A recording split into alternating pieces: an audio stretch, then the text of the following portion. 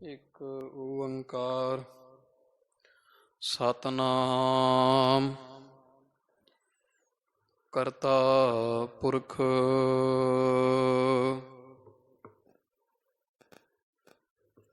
ਨਿਰਭਉ ਨਿਰਵੈਰ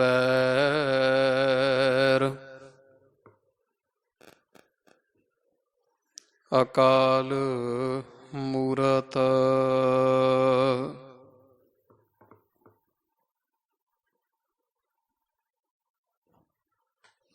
ਅਜੂਨੀ ਸੈਭੰ ਗੁਰ ਪ੍ਰਸਾਦ ਜਪ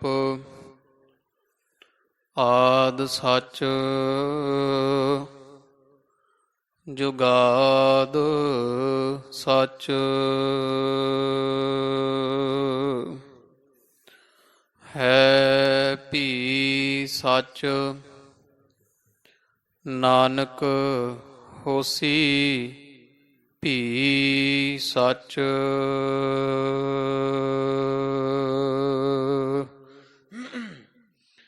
ਸ਼੍ਰੀ ਨਾਨਕ ਪਦ ਪੰਕਜ ਬੰਦਨ ਪਦ ਪੰਕਜ ਬੰਦਨ ਸਿਮਰੋ ਅੰਗਦ ਦੋਖ ਨਿਕੰਦਨ ਅਮਰਦਾਸ ਗੁਰ ਹਿਰਦੇ ਧਿਆਵਾ ਹਿਰਦੇ ਧਿਆਵਾ। ਸ਼੍ਰੀ ਗੁਰ ਰਾਮਦਾਸ ਗੁਣ ਗਾਵਾ। ਸ਼੍ਰੀ ਅਰਜਨ ਬਿਘਨਨ ਕੇ ਨਾਸ਼ਕ ਬਿਘਨਨ ਕੇ ਨਾਸ਼ਕ। ਹਰਿ ਗੋਬਿੰਦ ਸ਼ੁਭ ਸੁਮਤ ਪ੍ਰਕਾਸ਼ਕ। ਸ਼੍ਰੀ ਹਰਿ ਰਾਏ ਨਮੋ ਕਰ ਜੋਰੀ ਨਮੋ ਕਰ ਜੋਰੀ।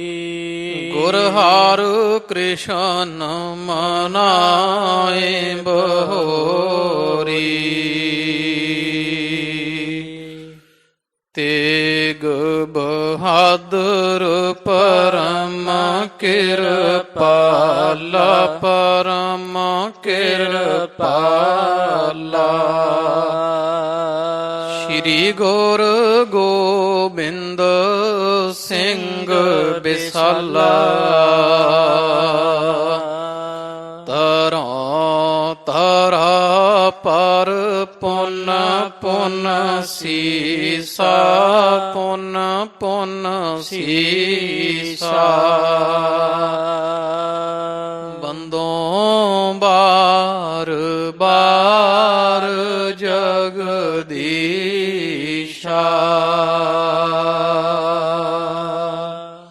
ਜਿਸ ਮਹਿ ਅੰਮ੍ਰਿਤ ਗਿਆਨ ਹੈ ਮਾਣਿਕ ਭਗਤ ਵਿਰਾਗ। ਗੁਰੂ ਗ੍ਰੰਥ ਸਾਹਿਬ ਓਦਦ ਬੰਦੋਂ ਕਰ ਅਨੁਰਾਗ। ਸ਼੍ਰੀ ਗੁਰ ਸ਼ਬਦ ਕਮਾਏ ਜਿਨਾ ਜੀਤੇ ਪੰਚ ਬਿਕਾਰ। ਤਿਨ ਸੰਤਨ ਕਾ ਬੰਦਨਾ ਸਿਰ ਚਰਨਨ ਪਰ ਤਾਰ। ਤਿਨ ਸੰਤਨ ਕਾ ਬੰਦਨਾ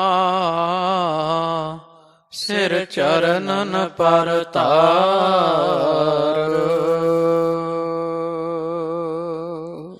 ਵਾਹਿਗੁਰੂ ਸਾਹਿਬ ਜੀਓ। ਦੋਹਰਾ ਅਧਿਕ ਆਮਦਨ ਮਾਮਲਾ ਸਭ ਗ੍ਰਾਮਨ ਕੀ ਜਾਨ। ਅਮਰਦਾਸ ਸ੍ਰੀ ਸਤਿਗੁਰੂ ਹਿਰਦੈ ਵਿਚਾਰਨ ਠਾਨ। ਅਧਿਕ ਆਮਦਨ ਮਾਮਲਾ ਸਭ ਗ੍ਰਾਮਨ ਕੀ ਜਾਨ। ਅਮਰਦਾਸ ਸ੍ਰੀ ਸਤਿਗੁਰੂ ਹਿਰਦੈ ਵਿਚਾਰਨ ਠਾਨ।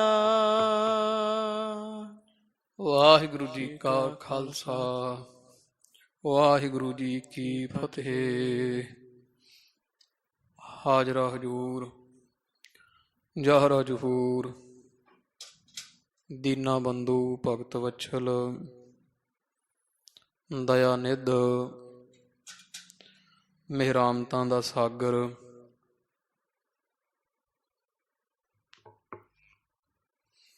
ਦਸ ਪਾਤਸ਼ਾਹੀਆਂ ਜੀ ਕੇ ਪਾਵਨ ਪਵਿੱਤਰ ਸਰੂਪ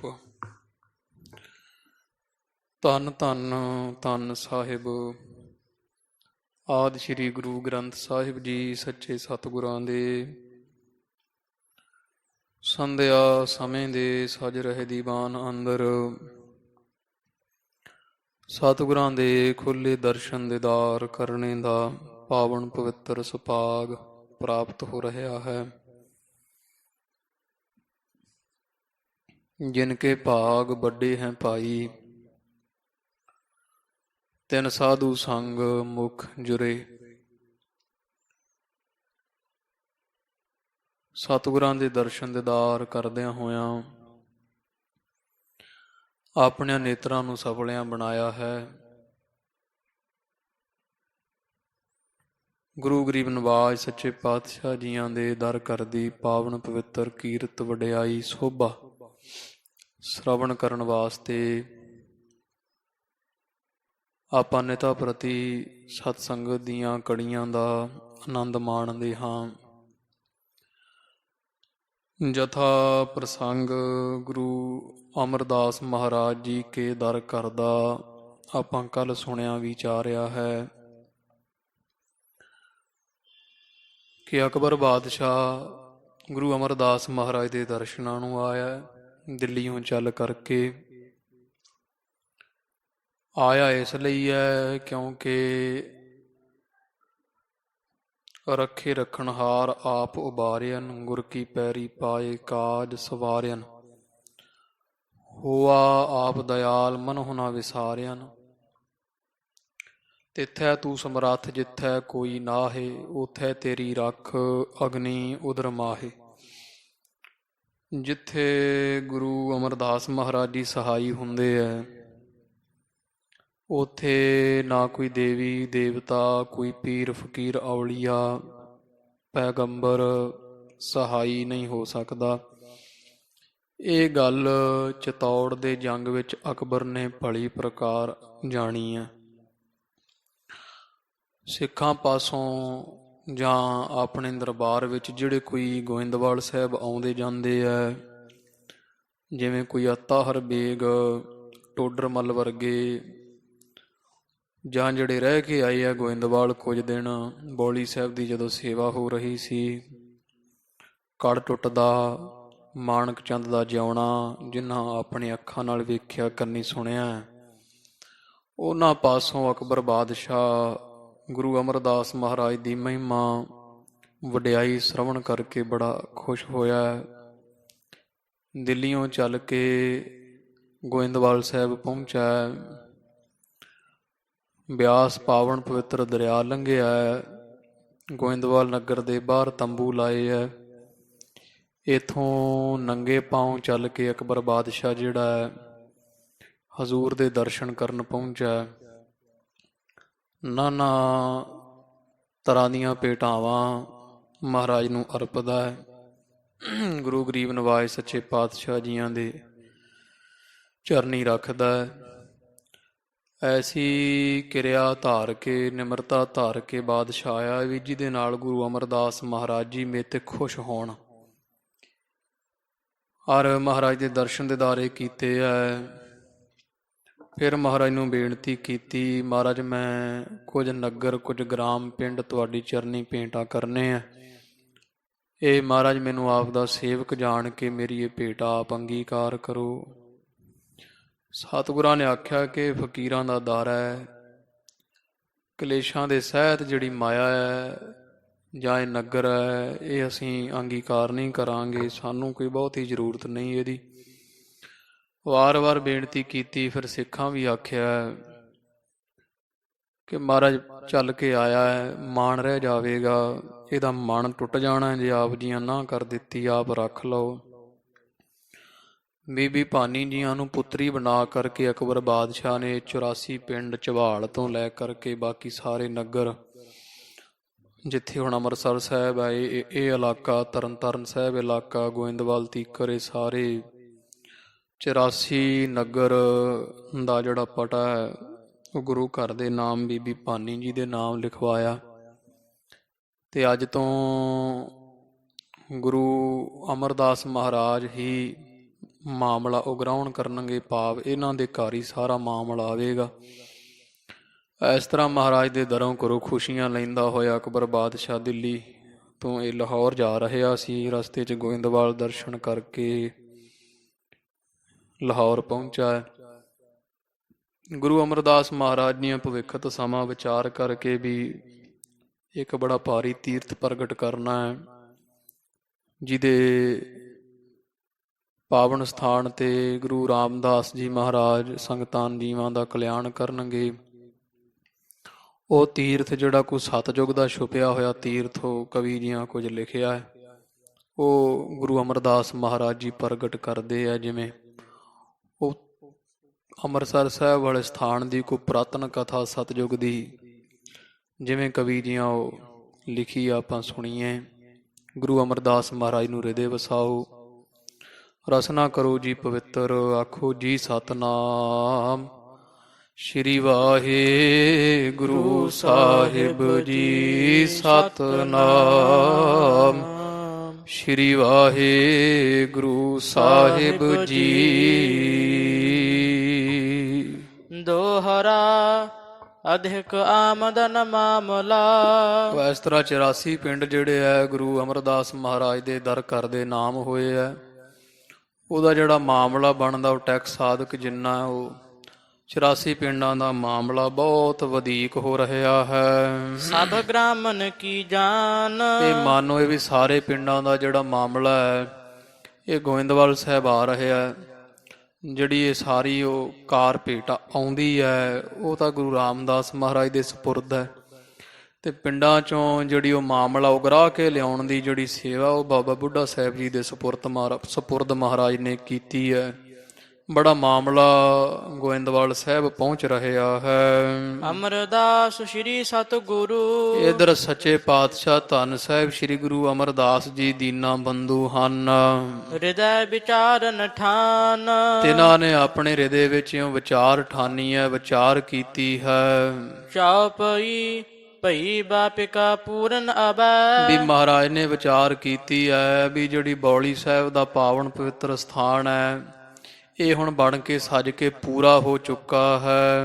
ਪਰ ਉਪਕਾਰ ਚਿਤਵਤੇ ਤਬੈ। ਤੇ ਮਹਾਰਾਜ ਨੇ ਇੱਕ ਹੋਰ ਸਿੱਖਾਂ ਉੱਪਰ, ਸੰਸਾਰ ਉੱਪਰ ਵੱਡਾ ਪਰਉਪਕਾਰ ਕਰਨ ਦੀ ਚਿਤਵੀ ਹੈ ਮਨ ਵਿੱਚ, ਵੀ ਸੰਸਾਰ ਤੇ ਹੋਰ ਕੋਈ ਪਰਉਪਕਾਰ ਵੀ ਕੀਤਾ ਜਾਵੇ। ਤੀਰਥ ਪ੍ਰਗਟੈ ਪਾਵਨ ਕੋਈ। ਵੀ ਕੋਈ ਪਾਵਨ ਪਵਿੱਤਰ ਤੀਰਥ ਪ੍ਰਗਟ ਕਰੀਏ ਸੰਸਾਰ ਉੱਪਰ, ਇੱਕ ਹੋਰ ਵੱਡਾ ਜਿਹੜਾ ਭਾਰੀ ਤੀਰਥ ਜਿਹੜਾ ਉਹ ਪ੍ਰਗਟ ਕੀਤਾ ਜਾਵੇ। ਸਭ ਸੰਗਤ ਜਹ ਮੱਜਨ ਹੋਈ। ਜਿੱਥੇ ਸਾਰੀ ਸੰਗਤ ਦਾ ਖੁੱਲਾ ਡੁੱਲਾ ਇਸ਼ਨਾਨ ਹੋਇਆ ਕਰੇ, ਕਿਉਂਕਿ ਬੌਲੀ ਸਾਹਿਬ ਥੋੜਾ ਥਾਂ ਸੌੜਾ ਹੀ ਹੈ, ਜੈਸਾ ਵੀ ਉਹ ਥੋੜੇ ਥਾਂ ਦੇ ਵਿੱਚ ਇਸ਼ਨਾਨ ਕਰਨਾ ਔਖਾ ਹੁੰਦਾ।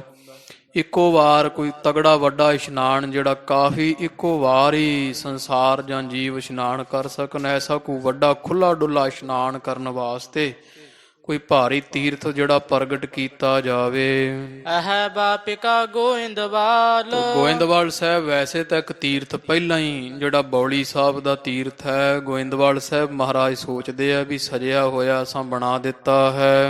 ਰਾਮਦਾਸ ਹਿਤ ਕਰਤ ਸੰਭਾਲ। ਪਰ ਧੰਨ ਗੁਰੂ ਰਾਮਦਾਸ ਮਹਾਰਾਜ ਦੇ ਭਲੇ ਵਾਸਤੇ ਮਹਾਰਾਜ ਜੀ ਆਪਣਾ ਬਿਰਦ ਸੰਭਾਲਦੇ ਆ ਵੀ ਸ਼੍ਰੀ ਰਾਮਦਾਸ ਜੀ ਵਾਸਤੇ ਅਸੀਂ ਕੋਈ ਸੋਹਣਾ ਸੁੰਦਰ ਤੀਰਥ ਇਹਨਾਂ ਦੇ ਰਹਿਣ ਵਾਸਤੇ ਬਣਾ ਦਈਏ। ਸ਼੍ਰੀ ਗੁਰੂ ਨਾਨਕ ਜਥਾ ਬਨਾਇਓ। ਕਿਉਂਕਿ ਧੰਨ ਗੁਰੂ ਨਾਨਕ ਪਾਤਸ਼ਾਹ ਮਹਾਰਾਜ ਜੀਆਂ ਜਿਹੋ ਜੀ ਕਿਰਿਆ ਬਣਾਈ ਹੈ, ਜਿਵੇਂ ਧੰਨ ਗੁਰੂ ਨਾਨਕ ਪਾਤਸ਼ਾਹ ਮਹਾਰਾਜ ਜੀ ਆਪਦੇ ਵਾਸਤੇ ਰਹਿਣ ਵਾਸਤੇ ਰਾਵੀ ਦੇ ਕੰਢੇ ਤੇ ਕਰਤਾਰਪੁਰ ਸਾਹਿਬ ਪਾਵਨ ਨਗਰ ਵਸਾਇਆ ਸੀ, ਆਪ ਅਛਤ ਸਭ ਬਿਧ ਸਮਝਾਇਓ। ਤੇ ਆਪ ਰਹਿੰਦਿਆਂ ਹੋਇਆਂ ਹੀ ਗੁਰੂ ਨਾਨਕ ਪਾਤਸ਼ਾਹ ਮਹਾਰਾਜ ਜੀਆਂ ਸਰੀਰ ਕਰਕੇ ਰਹਿੰਦਿਆਂ ਹੋਇਆਂ ਹੀ ਧੰਨ ਗੁਰੂ ਅੰਗਦ ਦੇਵ ਜੀ ਮਹਾਰਾਜ ਸੱਚੇ ਪਾਤਸ਼ਾਹ ਜੀਆਂ ਨੂੰ ਸਾਰੀ ਵਿਧੀ ਸਮਝਾ ਦਿੱਤੀ ਸੀ ਅੱਛੀ ਤਰ੍ਹਾਂ।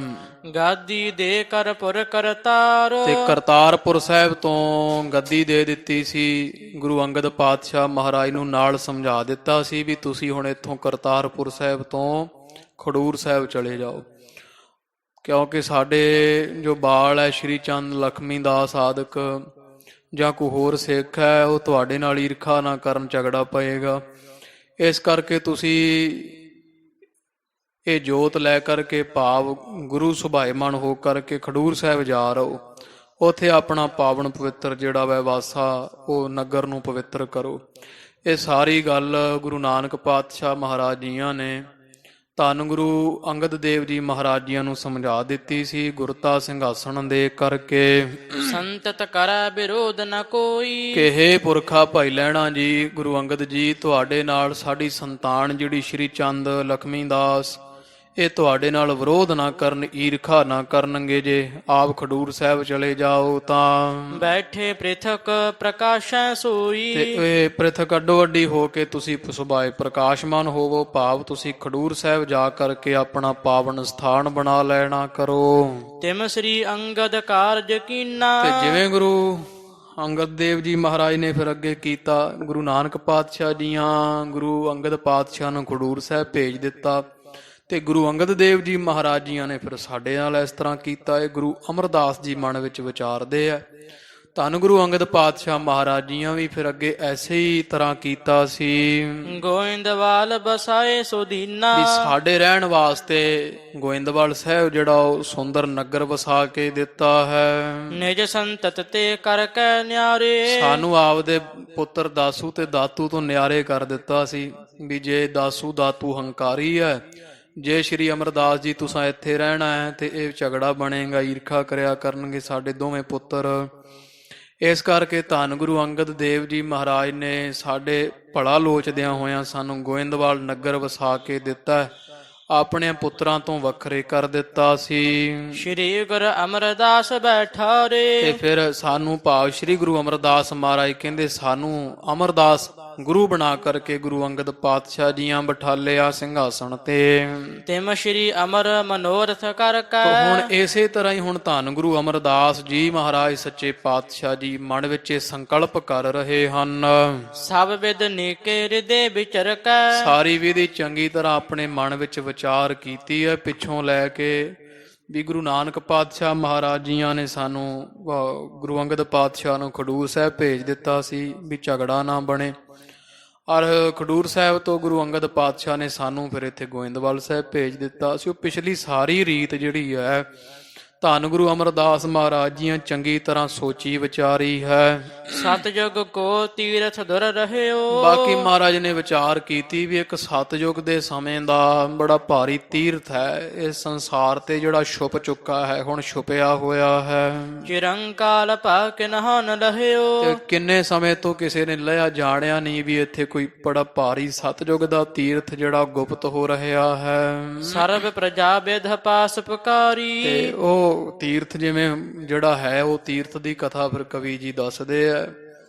ਗੁਰੂ ਅਮਰਦਾਸ ਮਹਾਰਾਜ ਦੇ ਉਹ ਜਿਹੜੇ ਸੰਕਲਪ ਵਿੱਚ ਹੀ ਇਹ ਕਥਾ ਜਿਹੜੀ ਵਾ ਉਹ ਕਵੀ ਜੀ ਜਣਾ ਰਹੇ ਆ ਵੀ ਗੁਰੂ ਜੀ ਮਹਾਰਾਜ ਵਿਚਾਰ ਕਰਦੇ ਵੀ ਕੋਈ ਤੀਰਥ ਹੋਇਆ ਸਤਜੁਗ ਦੇ ਅੰਦਰ ਬੜਾ ਭਾਰੀ, ਤੇ ਉਹ ਜਿਹੜਾ ਤੀਰਥ ਹੈ ਉਹ ਕਿਵੇਂ ਪ੍ਰਗਟ ਹੋਇਆ ਸੀ ਸਤਜੁਗ ਅੰਦਰ, ਉਹ ਕਥਾ ਆ ਰਹੀ ਹੈ ਵੀ ਸਤਜੁਗ ਦੇ ਸਮੇਂ ਦਾ ਇੱਕ ਤੀਰਥ ਛੁਪਿਆ ਹੋਇਆ। ਕਹਿੰਦੇ ਕਿ ਕੋਈ ਸਾਰੀ ਪ੍ਰਿਥਵੀ ਦੀ ਜਿੰਨੀ ਪ੍ਰਜਾ ਜਿੰਨੀ ਲੋਕਾਈ ਹੈ ਸਾਰੀ ਹੀ ਬਿਨ ਰਾਜੇ ਹਮਕੋ ਦੁਖ ਭਾਰੀ। ਤੇ ਸਰਬ ਪ੍ਰਜਾ ਬਿਦ ਪਾਸ ਪੁਕਾਰੀ। ਉਹਨਾਂ ਬ੍ਰਹਮਾ ਦੇ ਪਾਸ ਇਹ ਪੁਕਾਰ ਕੀਤੀ, ਜਾਂ ਬਿਦ ਕਹੋ ਫਲ ਵਰਦਾਤਾ ਪਰਮੇਸ਼ਰ ਕਹੋ, ਪਰਮੇਸ਼ਰ ਦੇ ਪਾਸ ਪੁਕਾਰ ਕੀਤੀ ਵੀ ਅਸੀਂ ਬੜੇ ਸਮੇਂ ਤੋਂ ਸਾਡਾ ਰਾਜਾ ਨਹੀਂ ਹੈ ਕੋਈ, ਰਾਜੇ ਤੋਂ ਬਿਨਾਂ ਬੜੇ ਅਸੀਂ ਦੁਖੀ ਹਾਂ, ਸਾਡਾ ਕੋਈ ਨਿਆਂ ਕਰਨ ਵਾਲਾ, ਕੋਈ ਸਾਨੂੰ ਇਨਸਾਫ ਦੇਣ ਦਿਵਾਉਣ ਵਾਲਾ ਕੋਈ ਨਹੀਂ ਹੈ।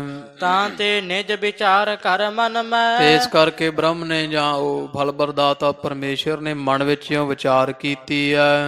ਦੀਜੈ ਰਾਜਾ ਹੋਏ ਸਭਿਨ ਮੈਂ। ਤੇ ਉਹ ਜਾਂ ਕਹਿ ਲੋ ਵਿਚਾਰ ਕਰਕੇ ਉਹ ਪ੍ਰਜਾ ਇਕੱਠੀ ਹੋ ਕੇ ਪਰਮੇਸ਼ਰ ਨੂੰ ਕਹਿੰਦੀ ਹੈ ਵੀ ਪ੍ਰਭੂ ਸਾਡੇ ਪਾਸ ਕੋਈ ਰਾਜਾ ਨਹੀਂ ਹੈ ਨਿਆਂ ਕਰਨ ਨੂੰ, ਆਪ ਕਿਰਪਾ ਕਰੋ, ਸਾਨੂੰ ਕੋਈ ਮਹਾਰਾਜ ਰਾਜਾ ਦਿਓ, ਬੜਾ ਪ੍ਰਤਾਪੀ ਭਾਰੀ, ਸਾਡੇ ਸਾਰਿਆਂ ਵਿੱਚ ਕੋਈ ਭਾਰੀ ਪ੍ਰਤਾਪੀ ਰਾਜਾ ਮੋਹਰੀ ਥਾਪ ਦੇਵੋ। ਸੁਨ ਬ੍ਰਹਮਾ ਔਰ ਉਚਿਤ ਵਿਚਾਰਾ, ਤੇ ਬ੍ਰਹਮ ਪਰਮੇਸ਼ਰ ਫਲ ਪ੍ਰਦਾਤਾ ਪ੍ਰਭੂ ਨੇ ਇਹ ਸੁਣਿਆ ਤੇ ਵਿਚਾਰਿਆ ਵੀ ਗੱਲ ਤਾਂ ਇਹ ਜਿਹੜੀ ਪ੍ਰਜਾ ਹੈ, ਲੋਕ ਹੈ, ਲੋਕਾਈ ਹੈ, ਉਹ ਠੀਕ ਕਰ ਰਹੀ ਹੈ, ਇਹਨਾਂ ਨੂੰ ਰਾਜਾ ਜਿਹੜਾ ਕੋਈ ਨਿਆਂ ਕਰਨ ਵਾਸਤੇ ਦੇਣਾ ਚਾਹੀਦਾ ਹੈ। ਮ੍ਰਿਤ ਮੰਡਲ ਬਿਨ ਨਿਪ ਦੁਖਿਆਰਾ, ਤੇ ਕਿਉਂਕਿ ਜਿਹੜਾ ਮ੍ਰਿਤ ਮੰਡਲ ਹੈ, ਮਾਤ ਲੋਕ ਸਾਰਾ ਹੈ, ਇਹ ਰਾਜੇ ਤੋਂ ਬੜਾ ਬਿਨਾਂ ਦੁਖੀ ਬਹੁਤ ਹੈ, ਬੜਾ ਭਾਰੀ ਦੁਖੀ ਅਨਿਆ ਹੋ ਰਿਹਾ ਹੈ।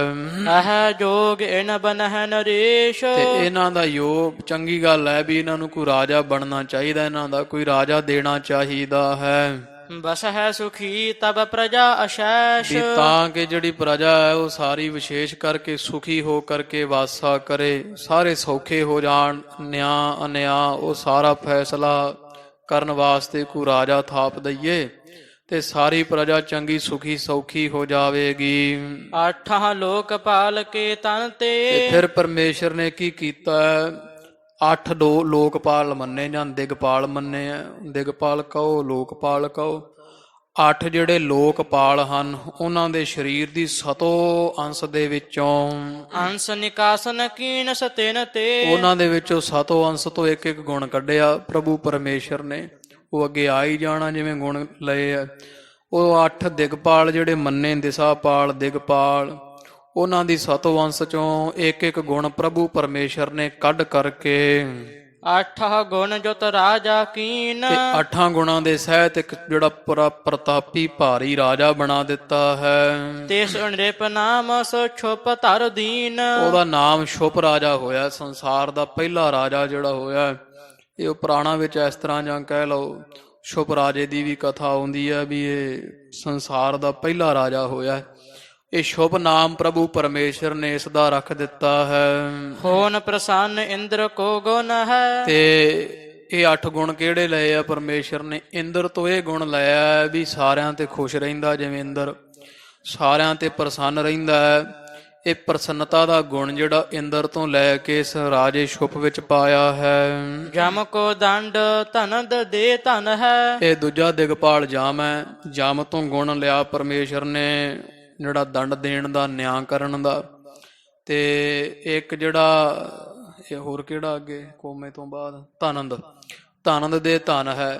ਜਿਵੇਂ ਧਨ ਦੇਣ ਵਾਲਾ ਧਨੰਦ ਕਈ ਕੁਬੇਰ ਹੁੰਦਾ, ਕੁਬੇਰ ਤੋਂ ਧਨ ਦੇਣ ਦਾ ਜਿਹੜਾ ਵੈ ਉਹ ਗੁਣ ਉਹ ਲੈਣਾ ਕੀਤਾ ਹੈ। ਦੰਡ ਦੇਣ ਉਹ ਤੋਂ ਗੁਣ ਧਨ ਦੇਣਾ ਜਿਹੜਾ ਵੈ ਉਹ ਧਨ ਦਾ ਦਾਨ ਦੇਣਾ, ਇਹ ਗੁਣ ਲੈਣਾ ਕੀਤਾ ਕੁਬੇਰ ਦੇ ਪਾਸੋਂ। ਇਤਿਆਦਿਕ ਸਭ ਲੀਜਹਿ ਜਾਨ, ਇਸ ਤੋਂ ਆਦਿਕ 8 ਦਿਗਪਾਲ ਮੰਨੇ ਆ। ਉਹਨਾਂ ਸਾਰਿਆਂ ਤੋਂ ਇੱਕ ਇੱਕ ਗੁਣ ਜਿਹੜਾ ਹੈ ਪ੍ਰਭੂ ਪਰਮੇਸ਼ਰ ਨੇ ਲੈ ਕੇ ਤੇ ਸ਼ੁਭ ਰਾਜਾ ਨਾਮੇ ਬੜਾ ਪ੍ਰਤਾਪੀ ਰਾਜਾ 8 ਗੁਣਾਂ ਦੇ ਸਹਿਤ ਬਣਾ ਦਿੱਤਾ ਹੈ। ਹੋਤ ਭਇਓ ਛੁਪ ਭੂਪ ਮਹਾਨ, ਤੇ ਬੜਾ ਭਾਰੀ ਰਾਜਾ ਸੰਸਾਰ ਵਿੱਚ ਪ੍ਰਤਾਪੀ ਇਹ ਸ਼ੁਭ ਨਾਮੇ ਹੋਇਆ ਹੈ। ਅਵਿਨੀ ਰਾਜ ਕੀਨ ਚਿਰਕਾਲ, ਇਸ ਸ਼ੁਭ ਰਾਜੇ ਨੇ ਧਰਤੀ ਉੱਪਰ ਬੜਾ ਸੁਖਾਂ ਦੇ ਨਾਲ ਬੜਾ ਲੰਮਾ ਸਮਾਂ ਰਾਜ ਕੀਤਾ ਹੈ। ਪ੍ਰਜਾ ਬਸਾਈ ਸਭ ਸੁਖ ਨਾਲ, ਬੜੇ ਸੁਖਾਂ ਦੇ ਸਹਿਤ ਪ੍ਰਜਾ ਜਿਹੜੀ ਹੈ ਸੰਸਾਰ ਤੇ ਵਸਾਈ ਹੈ। ਬੜੇ ਦਾਨ ਦਿੱਤੇ ਹੈ, ਪ੍ਰਜਾ ਨੂੰ ਬਹੁਤ ਸੁਖ ਇਸ ਰਾਜੇ ਨੇ ਦਿੱਤਾ ਹੈ। ਤਿਸ ਤੇ ਪਿੱਛੇ ਔਰ ਸੋ ਭਇਓ, ਇਹਦੇ ਮਰ ਜਾਣ ਤੋਂ ਪਿੱਛੋਂ ਫਿਰ ਇੱਕ ਹੋਰ ਦੂਸਰੇ ਦੀ ਥਾਵੇਂ ਜਿਹੜਾ ਰਾਜਾ ਬੈਠਾ ਹੈ। ਨਾਮ ਇਖਵਾਕ ਜਾਹੇ ਧਰ ਦਇਓ, ਇਖਵਾਕ ਨਾਮੇ ਰਾਜਾ ਹੋਇਆ, ਜਿਹਦਾ ਨਾਮ ਪਰਮੇਸ਼ਰ ਨੇ ਇਖਵਾਕ ਰੱਖਿਆ। ਤੋ ਇਖਵਾਕ ਵੀ ਕਹਿੰਦੇ ਉਹ ਸੰਗਿਆ ਵੇਦਾਂ ਵਿੱਚ ਜਾਂ ਸ਼ਾਸਤਰਾਂ ਵਿੱਚ। ਤੋ ਇਸ ਤਰ੍ਹਾਂ ਇਖਵਾਕ ਨਾਮੇ ਰਾਜਾ ਜਿਹੜਾ ਹੈ ਉਹ ਦੂਸਰੇ ਦੀ ਥਾਵੇਂ ਥਾਪਿਆ ਪ੍ਰਭੂ ਪਰਮੇਸ਼ਰ ਨੇ। ਛੁਪ ਅੰਮ੍ਰਿਤ ਤੇ ਬੈਠਿਓ ਸੋ ਰਾਜ, ਜਦੋਂ ਸ਼ੁਭ ਰਾਜਾ ਚੜਾਈ ਕੀਤਾ, ਇਹਦੀ ਮੌਤ ਮਗਰੋਂ ਇਹ ਇਖਵਾਕ ਰਾਜਾ ਬੈਠਾ ਸਿੰਘਾਸਣ ਤੇ ਜਿਹੜਾ ਰਾਜ ਭਾਗ ਸੰਭਿਆ ਹੈ। ਕਰੇ ਸਰਬ ਪ੍ਰਜਾ ਕੇ ਕਾਜ। ਇਸ ਇਖਵਾਕ ਰਾਜੇ ਨੇ ਪ੍ਰਜਾ ਨੂੰ ਸੁਖ ਦਿੱਤਾ ਹੈ, ਬੜੇ ਨਾਂ ਦੇ ਕਾਜ ਸਵਾਰੇ ਹਨ। ਰਿਪ ਸਤ ਸੰਧ ਮਹਾਬਲਵਾਨ। ਤੇ ਇਹ ਬੜਾ ਰਾਜਾ ਸਤ ਸੰਧ ਕਹੀਏ, ਸਤ ਸੱਚ ਦੀ ਸੰਧੀ ਰੱਖਣ ਵਾਲਾ, ਸੰਧ ਨਾਮ ਮੇਲਦਾ, ਸੱਚ ਦਾ ਮੇਲੀ ਸੀ, ਸਤ ਪ੍ਰਤੱਗੀ ਸੀ। ਸਤ ਸੰਧ, ਸਤ ਦੇ ਨਾਲ ਮੇਲ ਮਿਲਾਪ ਰੱਖਣ ਵਾਲਾ ਸੀ। ਭਗਤ ਪਰਮੇਸ਼ਰ ਕੋ ਬੁੱਧਵਾਨ। ਤੇ ਪਰਮੇਸ਼ਰ ਦਾ ਭਗਤ ਸੀਗਾ, ਬੰਦਗੀ ਕਰਨ ਵਾਲਾ, ਤੇ ਬੜਾ ਸਿਆਣਾ ਸੀ, ਚਤੁਰ ਰਾਜਾ ਸੀ, ਬੁੱਧੀ ਵਾਲਾ। ਸਿੰਧ ਮੇਖਲਾ ਅਵਨੀ ਸਾਰੀ। ਤੇ ਇਸੇ ਤਰ੍ਹਾਂ ਐਸਾ ਇਹ ਰਾਜਾ ਸੀਗਾ ਬੜਾ। ਤੇ ਜਿਹੜੀ ਇਹ ਧਰਤੀ ਹੈ ਸਮੁੰਦਰ ਦੇ ਨਾਲ ਘਿਰੀ ਹੋਈ, ਜਿਵੇਂ ਤੜਾਗੀ ਬੰਨੀ ਹੁੰਦੀ ਹੈ ਲੱਕ ਦੇ ਦੁਆਲੇ ਬੱਚੇ ਦੇ, ਇਹ ਜਿਹੜੀ ਧਰਤੀ ਪਵਿੱਤਰ ਹੈ, ਇਹ ਸਾਰੀ ਜਿਵੇਂ ਸਮੁੰਦਰ ਦੇ ਪਾਣੀ ਨਾਲ ਘਿਰੀ ਹੋਈ ਤੜਾਗੀ ਵਤ। ਪੁੱਤਰ ਸਮਾਨ ਸਦਾ ਪ੍ਰਤਪਾਰੀ। ਤੇ ਇਹ ਪੁੱਤਰ ਵਾਂਗੂ ਸਾਰੀ ਪ੍ਰਿਥਵੀ ਨੂੰ ਪਾਲਿਆ। ਜਿਹੜੀ ਸਮੁੰਦਰ ਨੂੰ ਤੜਾਗੀ ਅਲੰਕਾਰ ਦੇ ਰਹੇ ਆ ਕਵੀ ਜੀ, ਤੋ ਪ੍ਰਿਥਵੀ ਨੂੰ ਜਿਹੜਾ ਹੈ ਉਹ ਪੁੱਤਰ ਰੂਪ ਦੇ ਰਹੇ ਆ, ਔਰ ਰਾਜਾ ਮਾਂ ਬਣਾਇਆ ਹੋਇਆ। ਆਪ ਜਿਵੇਂ ਇੱਕ ਮਾਤਾ ਆਪਣੇ ਪੁੱਤਰ ਨੂੰ ਸਾਂਭਦੀ ਹੈ, ਪ੍ਰਜਾ ਬੱਚਾ ਹੁੰਦੀ, ਰਾਜਾ ਮਾਂ ਹੈ। ਤੇ ਇਹ ਇਖਵਾਕ ਰਾਜੇ ਨੇ ਸਾਰੀ ਪ੍ਰਜਾ ਨੂੰ ਮਾਤਾ ਵਾਂਗੂ ਪਾਲਣਾ ਕੀਤਾ ਹੈ। ਰਿਪ ਇਖਵਾਕ ਬਲੀ ਇੱਕ ਕਾਲ। ਤੋ ਇਸ ਤਰ੍ਹਾਂ ਜਿਹੜਾ ਬੜੇ ਬਲ ਵਾਲਾ ਇਖਵਾਕ ਰਾਜਾ ਹੈ, ਮਹਾਰਾਜ ਵਿਚਾਰਦੇ ਇੱਕ ਸਮਾਂ ਐਸਾ ਆਇਆ, ਚਾਹੇ ਉਹ ਜਗ ਕੋ ਕਰਨ ਵਿਸਾਲ। ਇਹ ਬੜਾ ਭਾਰੀ ਜਗ ਕਰਨ ਦੀ ਮਨ ਵਿੱਚ ਇੱਛਾ ਕੀਤੀ ਇਖਵਾਕ ਰਾਜੇ ਨੇ, ਵੀ ਕੋ ਬੜਾ ਪੁੰਨ ਕੀਤਾ ਜਾਵੇ, ਭਾਰੀ ਜਗ ਕੀਤਾ ਜਾਵੇ। ਸਕਲ ਪ੍ਰਿਥੀ ਤੇ ਸੰਗ੍ਰਹਿ ਕੀਨੇ। ਤੇ ਸਾਰੀ ਪ੍ਰਿਥਵੀ ਤੋਂ ਜਿੰਨੀ ਪ੍ਰਜਾ ਨਾ, ਸਾਰੀ ਨੂੰ ਇਕੱਠਾ ਕਰ ਲਿਆ ਇੱਕ ਥਾਵੇਂ। ਜਾਗਿਆ ਸਮਾਜਨ ਸੰਖਿਆ ਹੀਨੇ। ਤੇ ਬੜੀ ਭਾਰੀ ਸੰਖਿਆ ਤੋਂ ਹੀਣ ਭਾਵ ਅਣਗਿਣਤੀ ਜਗ ਦੀ ਸਮਗਰੀ ਜਿਹੜੀ ਵਾ ਉਹ ਇਕੱਠੀ ਕਰ ਲੈਣਾ ਕੀਤੀ ਹੈ। ਆਵਾਹਨ ਸਗਰੇ ਸੁਰ ਕਰੇ। ਤੋ ਇਸ ਤਰ੍ਹਾਂ ਸਗਰੇ ਜਿੰਨੇ ਸੁਰ ਦੇਵਤੇ ਉਹਨਾਂ ਨੂੰ ਆਵਾਹਨ ਕਹੀਏ ਸੱਦਾ ਦਿੱਤਾ, ਸਾਰੇ ਦੇਵੀ ਦੇਵਤਿਆਂ ਨੂੰ ਸੱਦਾ ਭੇਜਿਆ ਹੈ। ਵੇਦ ਮੰਤਰ ਪੜ੍ਹ ਕਰ ਮਨ ਭਰੇ। ਤੇ ਜਿਹੜੇ ਉਹ ਵੇਦੀ ਲੋਕ ਹੈ ਉਹਨਾਂ ਪੜ੍ਹ ਕੇ ਮੰਤਰ ਤੇ ਦੇਵਤਿਆਂ ਨੂੰ ਵੀ ਆਪਦੇ ਪਾਸ ਇੱਥੇ ਸੱਦ ਲੈਣਾ ਕੀਤਾ ਹੈ, ਜਿੱਥੇ ਜਗ ਹੋ ਰਿਹਾ ਹੈ। ਆਇਆ ਬ੍ਰਹਮਾ ਜੋਤ ਬ੍ਰਹਮਾਨੀ। ਤੇ ਬ੍ਰਹਮਾ ਵੀ ਆਪਣੀ ਪਤਨੀ ਬ੍ਰਹਮਣੀ ਦੇ ਸਮੇਤ ਇਸ ਯੱਗ ਵਿੱਚ ਪਹੁੰਚਾ ਹੈ। ਸ਼ੰਕਰ ਗਨ ਕੇ ਸਹਿਤ ਭਵਾਨੀ। ਆਪਣੇ ਗਣਾਂ ਦੇ ਸਮੇਤ ਸ਼ੰਕਰ ਜਿਹੜਾ ਵਾ ਨਾਲ ਪਾਰਵਤੀ ਵੀ ਪਹੁੰਚੇ ਆ। ਤੀਨ ਲੋਕ ਪਤ ਪ੍ਰਭੂ ਬੁਲਾਏ। ਤਿੰਨਾਂ ਲੋਕਪਤੀ ਭਾਵ ਪ੍ਰਭੂ ਪਰਮੇਸ਼ਰ ਆਪ ਵੀ ਅਕਾਲ ਪੁਰਖ ਇਸ ਯੱਗ ਵਿੱਚ ਪਹੁੰਚੇ ਹਨ। ਸੰਗ ਇੰਦਰਾ ਅਧਿਕ ਸੁਹਾਏ। ਇੰਦਰ ਅਰਗੇ ਵੀ ਪ੍ਰਭੂ ਪਰਮੇਸ਼ਰ ਦੇ ਪਿੱਛੇ ਤੁਰੇ ਆਉਂਦੇ ਆ, ਨਾਲ ਇਹ ਬੜੇ ਸੁਭਾਏ ਸ਼ੋਭ ਰਹੇ ਹਨ। ਅਗਨ ਪੁਰੋਗਮ ਮਘਵਾ ਆਦ। ਅਗ ਦੇਵਤਾ ਜਿਹੜਾ ਮੁਖੀ ਹੈ ਤੇ ਮਘਵਾ ਨਾਮ ਇੰਦਰ ਦਾ ਹੈ। ਇਹ ਸਾਰੇ ਜਿੰਨੇ ਹਨ ਜਾਂ ਇਹਦੇ ਜਿੰਨੇ ਦਾਸ ਹਨ ਇੰਦਰ ਤੋਂ ਆਦਿਕ। ਸਰਬ ਦੇਵਤਾ ਜੁਤ ਅਹਿਲਾਦ। ਤੇ ਸਾਰੇ ਦੇਵਤਿਆਂ ਦੇ ਸਮੇਤ ਸਾਰੇ ਹੀ ਆ ਰਹੇ ਹੈ। ਉਹ ਕੁਬੇਰ ਆਦਿਕ ਸਾਰੇ ਦੇਵੀ ਦੇਵਤੇ ਪਹੁੰਚ ਰਹੇ ਹਨ। ਧਨਦ ਪ੍ਰਭੰਜਨ ਕੇ ਗਨ ਆਏ। ਧਨਦ ਜਿਹੜਾ ਕੁਬੇਰ ਹੈ, ਪ੍ਰਭੰਜਨ ਹਵਾ ਦਾ ਜਿਹੜਾ ਕੋਈ ਦੇਵਤਾ, ਉਹ ਸਾਰੇ ਹੀ ਪਹੁੰਚੇ ਹਨ। ਰੁਦਰ ਇਕਾਦਸ਼ ਸੁਰ ਸਮੁਦਾਏ। 11 ਰੁਦਰ ਮੰਨੇ ਆ ਦੇਵਤਿਆਂ ਦੀ ਇੱਕ ਜਾਤੀ, 11 ਰੁਦਰ ਪਹੁੰਚੇ ਆ ਸਾਰੇ ਦੇਵੀ ਦੇਵਤੇ ਸਮੇਤ। ਵਿਸ਼ਵਾ ਦੇਵ ਮਹਾ ਨਿਰੇਖ ਕਨੇ। ਇਸ ਤਰ੍ਹਾਂ ਸਾਰੇ ਜਿਹੜੇ ਬੜੇ ਭਾਰੀ ਜਿਹੜੇ ਰਾਜੇ ਆ ਪਹੁੰਚ ਰਹੇ ਹਨ। ਤੋ ਇਸ ਤੋਂ ਇਲਾਵਾ ਇਹ ਰਾਜੇ ਸਾਰੇ ਪਹੁੰਚੇ ਆ। ਤੋ ਜਿਹੜਾ ਵਿਸ਼ਵਾ ਦੇਵ ਜਿਹੜੇ ਮੰਨੇ ਆ 10 ਮੰਨੇ ਆ ਇੱਥੇ ਲਿਖਿਆ, ਜਿਵੇਂ ਧ੍ਰਿਤੀ ਹੈ, ਕਰੂ ਹੈ, ਪਰੂਰਵ ਹੈ, ਤ੍ਰੋ ਮਾਦਰਵ ਹੈ। ਇਸ ਤੋਂ ਇਲਾਵਾ ਇਹ ਸਾਰੇ ਸਤਿਆ, ਕ੍ਰਤੂ, ਵਸੂ, ਇਹ ਸਾਰੇ ਜਿਹੜੇ ਵੈ ਉਹ ਪਹੁੰਚੇ ਹਨ, ਜਿੰਨੇ ਵੀ ਹਨ ਵਿਸ਼ਵਾ ਦੇਵ। ਗੰਧਰਵ ਕਿੰਨਰ ਜਾਹੇ ਨਾ ਗਨੇ। ਤੇ ਗੰਧਰਵ ਜਿਹੜੇ ਹੁੰਦੇ ਉਹ ਕੋਈ ਸਵਰਗਾਂ ਦੇ ਰਾਗੀ ਹੁੰਦੇ, ਕਿੰਨਰ ਜਿਹੜੇ ਨਿਰਤਕਾਰੀ ਹੁੰਦੇ ਆ, ਉਹ ਗਿਣੇ ਨਹੀਂ ਜਾਂਦੇ ਕਿੰਨੇ ਕੁ ਇਸ ਯੱਗ ਵਿੱਚ ਪਹੁੰਚੇ ਹਨ। ਵਿਦਿਆ ਧਰ ਸਸ ਸੂਰਜ ਆਏ। ਤੋ ਵਿਦਿਆ ਧਰ ਇਹ ਵੀ ਦੇਵਤਿਆਂ ਦੀ ਇੱਕ ਜਾਤੀ ਹੈ, ਇਹ ਵੀ ਪਹੁੰਚੇ ਹੈ। ਸੂਰਜ, ਚੰਦ ਆਦਿਕ ਵੀ ਪਹੁੰਚੇ ਹਨ। ਜੇ ਪਤਾਲ ਵਾਸੀ ਅਹਰਾਏ। ਤੋ ਇਹ ਸਾਰੇ ਜਿੰਨੇ ਪਤਾਲ ਦੇ ਵਾਸੀ, ਕੁਤਛਕ ਨਾਗ, ਬੱਛਕ ਨਾਗ, ਤੋ ਬਾਸਕ ਹੈ, ਇਹ ਸਾਰੇ ਨਾਗ ਜਿਹੜੇ ਵੀ ਪਹੁੰਚੇ ਹਨ। ਤੀਨ ਲੋਕ ਮਹਿ ਮੁਖ ਸਭ ਆਏ। ਇੱਕ ਸ਼ੇਸ਼ ਨਾਗ, ਇਹ ਨਾਗ ਜਿਹੜੇ ਵੀ ਪਹੁੰਚੇ ਹੈ, ਇਸ ਤੋਂ ਇਲਾਵਾ ਹੋਰ ਤਿੰਨਾਂ ਲੋਕਾਂ ਵਿੱਚ ਜਿੰਨੇ ਹਨ ਸੰਸਾਰੀ ਜਿੰਨੇ ਵੀ ਤਿੰਨਾਂ ਲੋਕਾਂ ਵਿੱਚ ਵਾਸਾ ਰੱਖਣ ਵਾਲੇ ਹੈ ਉਹ ਸਾਰੇ ਦੇ ਸਾਰੇ ਹੀ ਪਹੁੰਚੇ ਮੁਖੀ ਸਭ ਤੈਨ ਆਪਨੋ ਭਾਗ ਬਣਾਏ। ਆਏ ਤਾਂ ਆ ਵੀ ਅਸੀਂ ਆਪਦਾ ਛਾਂਦਾ ਕਢਵਾਉਣਾ ਹੈ, ਵੀ ਰਾਜਾ ਇਖਵਾਕ ਜੱਗ ਕਰ ਰਿਹਾ ਹੈ ਤੇ ਇਹਦੇ ਵਿੱਚੋਂ ਅਸੀਂ ਆਪਣਾ ਛਾਂਦਾ ਜਿਹੜਾ ਉਹ ਹਿੱਸਾ ਕਢਵਾਉਣਾ ਹੈ। ਮ੍ਰਿਤ ਮੰਡਲ ਕੇ ਦੇ ਜੋ ਰੇਖ ਸਾਰੇ। ਤੇ ਸਾਰੇ ਪ੍ਰਿਥਵੀ ਮੰਡਲ ਦੇ ਜਿੰਨੇ ਬ੍ਰਾਹਮਣ ਹੈ ਤੇ ਬੜੇ ਭਾਰੀ ਰਿਸ਼ੀ ਮੁਨੀ ਹੈ ਉਹ ਵੀ ਸਾਰੇ ਪਹੁੰਚੇ ਹਨ। ਕਰੇ ਇਕੱਤਰ ਮਹੀ ਪਹਕਾਰੇ। ਇਸ ਤਰ੍ਹਾਂ ਇਖਵਾਕ ਰਾਜੇ ਨੇ ਸੱਦ ਬੁਲਾ ਕੇ ਸਾਰਿਆਂ ਨੂੰ ਇੱਕੋ ਥਾਂ ਤੇ ਇਕੱਠੇ ਕਰ ਲੈਣਾ ਕੀਤਾ ਹੈ। ਮਹਾ ਜਾਗ ਤਿਨ ਰਚਿਓ ਬਣਾਏ। ਤੇ ਬੜਾ ਭਾਰੀ ਯੱਗ ਜਿਹੜਾ ਵੈ ਉਹ ਬਣਾ ਸਵਾਰ ਕੇ ਰਾਜਾ ਕਰ ਰਿਹਾ ਹੈ। ਸਭ ਕੋ ਜਥਾ ਜੋਗ ਤ੍ਰਿਪਤਾਏ। ਤੇ ਜਥਾ ਯੋਗ ਸੀ ਕਿ ਜਿੰਨੀ ਜਿੰਨੀ ਕਿਸੇ ਦੀ ਕੋਈ ਹੈ ਸੀ ਯੋਗਤਾ ਉਸ ਹਿਸਾਬ ਨਾਲ ਸਭ ਨੂੰ ਇਹਨੇ ਤ੍ਰਿਪਤਾਇਆ, ਸਭ ਨੂੰ ਜਥਾ ਯੋਗ ਸਨਮਾਨ ਦਿੱਤਾ ਹੈ। ਹਾਵਯ ਕਾਵਯ ਦੇ ਕਰ ਬਿਦ ਆਛੇ। ਤੋ ਇਸ ਤਰ੍ਹਾਂ ਸਾਰਿਆਂ ਦਾ ਇਹ ਰਾਜੇ ਇਖਵਾਕ ਨੇ ਬੜਾ ਭਾਰੀ ਸਨਮਾਨ ਕੀਤਾ ਹੈ। ਤੋ ਦੇਵਤਿਆਂ ਦੇ ਨਿਮਿਤ ਆਹੂਤੀਆਂ, ਪਿਤਰਾਂ ਨਿਮਿਤ ਜਿਹੜੀਆਂ ਆਹੂਤੀਆਂ ਦਿੰਦੇ ਆ ਉਹ ਸਾਰੀਆਂ ਇਸ ਇਖਵਾਕ ਰਾਜੇ ਨੇ ਦਿੱਤੀਆਂ ਕੀਤੀਆਂ ਹਨ। ਦਿਓ ਜਾਨ ਜੇ ਤਿਕ ਜੋ ਬਾਛੇ। ਤੇ ਜਿੰਨਾ ਕੁਝ ਮੰਗਦਾ ਸੀ ਤੇ ਬ੍ਰਾਹਮਣਾਂ ਜੋ ਦਾਨ ਆਦਿਕ ਮੰਗਿਆ ਉਹ ਸਾਰਾ ਇਸ ਇਖਵਾਕ ਰਾਜੇ ਨੇ ਦੇਣਾ ਕੀਤਾ ਹੈ। ਰੰਕ ਨ ਰਹਿਓ ਪ੍ਰਿਥੀ ਤਲ ਕੋਈ। ਇੰਨਾ ਦਾਨ ਕੀਤਾ ਇਖਵਾਕ ਰਾਜੇ ਨੇ ਵੀ ਧਰਤੀ ਤੇ ਕੋਈ ਗਰੀਬ ਨਾ ਰਹਿਆ, ਸਾਰਿਆਂ ਨੂੰ ਰਜਾ ਦਿੱਤਾ ਦਾਨ ਵੰਡ ਵੰਡ ਕੇ ਮਾਇਆ ਧਨ ਦੌਲਤ। ਲੈ ਕਰ ਦਾਨ ਤ੍ਰਿਪਤ ਸੋ ਹੋਈ। ਇਹ ਸਾਰੀ ਪ੍ਰਿਥਵੀ ਜਿਹੜੀ ਹੈ ਉਹ ਇਖਵਾਕ ਰਾਜੇ ਤੋਂ ਦਾਨ ਲੈ ਲੈ ਕੇ ਬੜੀ ਤ੍ਰਿਪਤ ਗਈ ਆ, ਰੱਜ ਗਈ ਹੈ।